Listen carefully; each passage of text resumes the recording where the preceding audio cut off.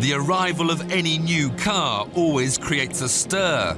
But when it's the first new car for 10 years from the most evocative name in motoring, Lamborghini, the anticipation is apocalyptic. A new breed of raging bull that must follow the devil itself, the Diablo. In order to pay for their very survival, Lamborghini have now sold their soul to Audi. And the question is, can they continue the blood rush of the past with the Murci'lago?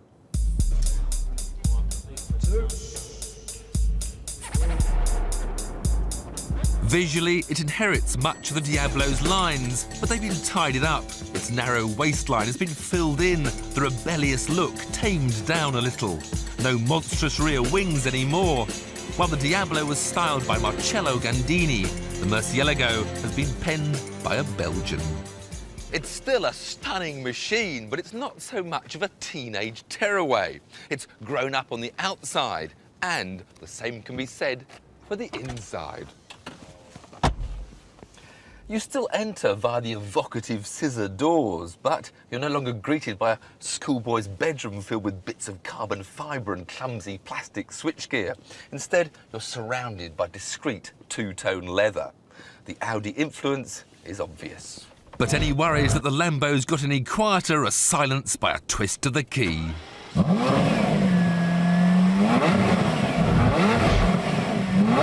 V12 Harmony is just the sweetest sound an engine can make. Not bad for a company that started out building tractors.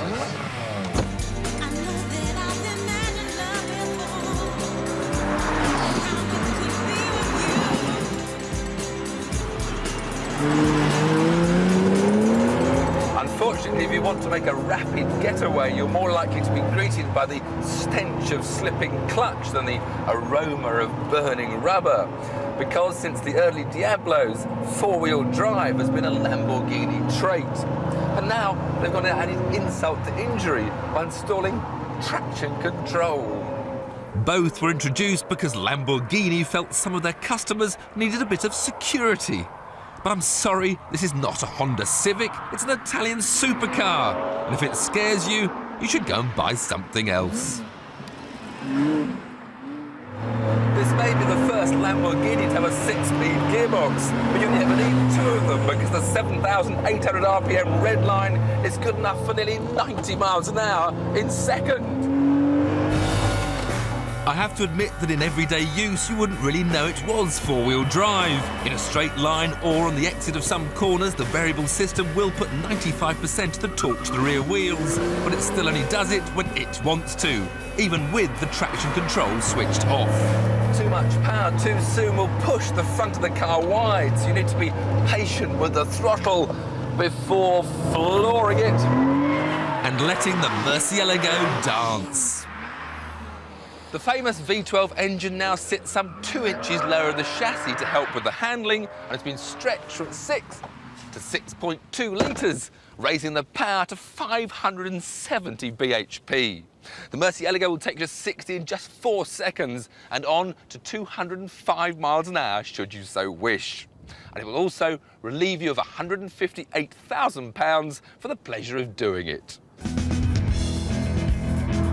Glorious though it is, the Murci'lago has lost some of the raw passion of its parents. There's not even a rear-wheel drive option anymore. It's joined the ranks of supercars suitable for everyday use, which is what Lambo intended all along.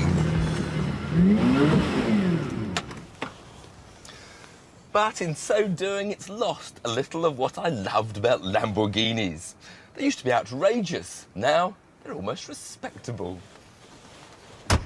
The Murci'lago sets my pulse racing as soon as I see it, but perhaps I must now look elsewhere for my ultimate supercar.